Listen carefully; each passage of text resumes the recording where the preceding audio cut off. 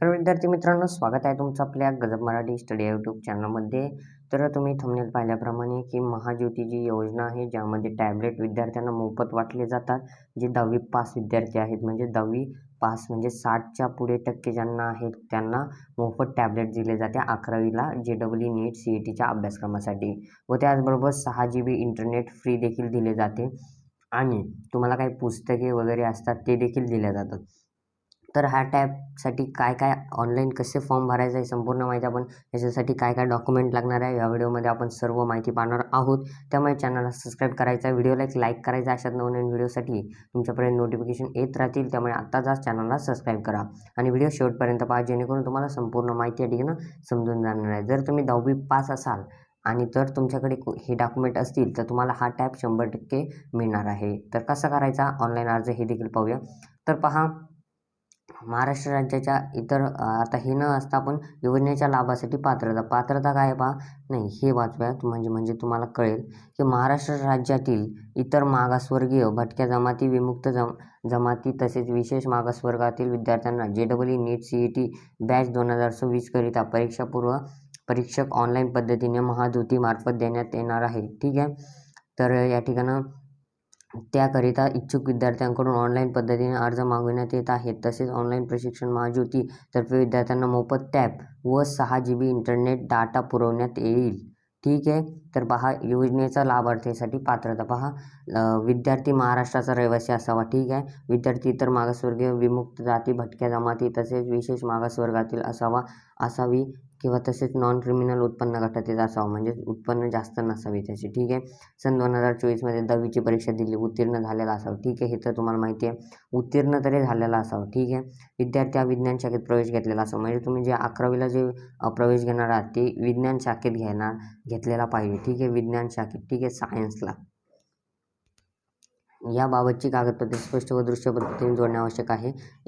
विद्यार्थी निवड ही त्यांना 10वीच्या परीक्षेत प्राप्त टक्केवारी तसेच सामाजिक प्रवर्ग व समांतर अक्षाकडून करण्यात येणार आहे. पहा, कशावरून तर 10वीच्या टक्क्यावर तुमची निवड होणार आहे. त्याचबरोबर तुमच्या सामाजिक प्रवर्ग म्हणजे तुमची जात जी आहे कॅटेगरी तिच्यावर देखील होणार आहे. ठीक आहे.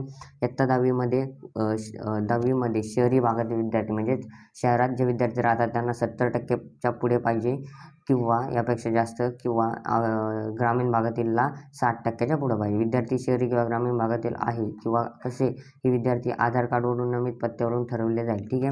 जर तुम्ही खोटं सांगितलं, जर गावाकडचं सांगितलं आणि जर तुम्ही शहरी असाल तर तुमच्या पत्त्यावरील तुम्हाला ते सगळं समजून येणार आहे.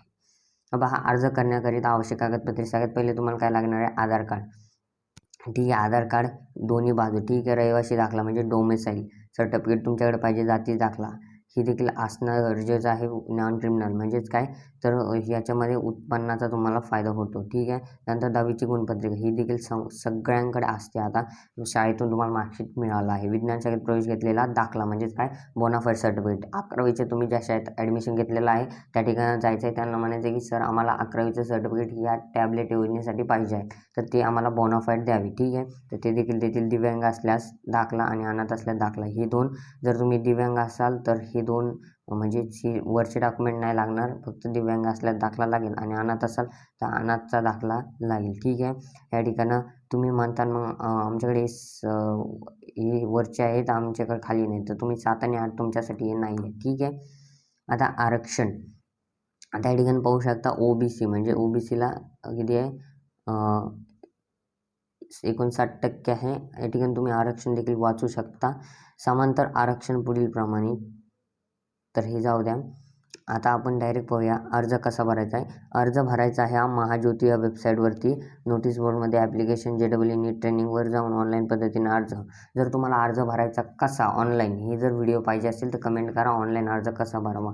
तर आता मी तुम्हाला अटी व शर्ती दाखवतो. पहा, अर्ज करण्याची अंतिम तारीख आहे 10/7. ठीक आहे. शेवटची मुदत आहे 10/7. पोस्टाने किंवा ईमेलने म्हणजे पोस्टाने किंवा ईमेलने द्वारे प्राप्त अर्जाचा विचार केला जाणार नाही. जाहिराती रद्द करणे, मुदत वाढ देणे, अर्ज नाकारणे व स्वीकारणे तसेच निवडीची पद्धत बदलणे याबाबतचे सर्व अधिकार हे व्यवस्थापकीय संचालक महाज्योती यांचे राहतील. ठीक आहे. कोणत्याही माध्यमातून अंतिम निवड प्रक्रियेच्या दरम्यान किंवा प्रशिक्षणाच्या कोणत्याही टप्प्यावर उमेदवारांनी सादर केलेला माहिती चुकीची, दोषपूर्ण, दोषी, दिशाभूल करणारे असल्यास विद्यार्थी निवड रद्द करण्यात येईल. अर्ज भरताना कोणत्याही प्रकारची अडचण आल्यास केवळ महाज्योती कॉल सेंटरवर संपर्क करावा.